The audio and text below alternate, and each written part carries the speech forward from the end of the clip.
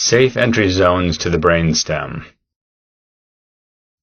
The brainstem is a complex part of the brain which controls many functions and may be impacted by various pathologies.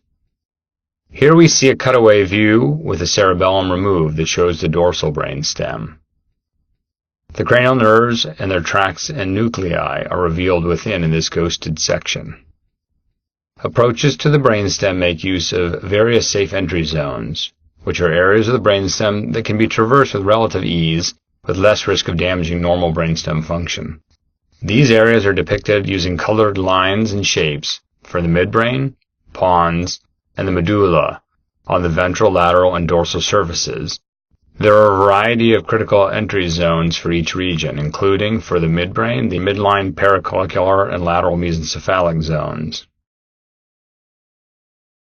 and the interpeduncular and perioculomotor safe entry zones.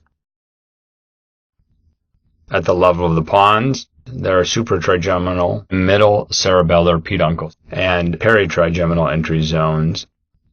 At the level of the medulla, we can see olivary entry zones and lateral and dorsal entry zones into the medulla. The dorsal entry zones are depicted here. Use of these entry zones avoids critical structures which otherwise may be damaged.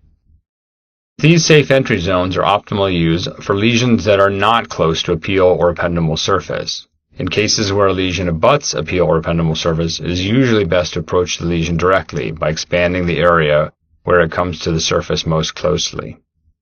Careful study of these entry zones will provide the surgeon with an armamentarium of approaches to most areas of the brainstem.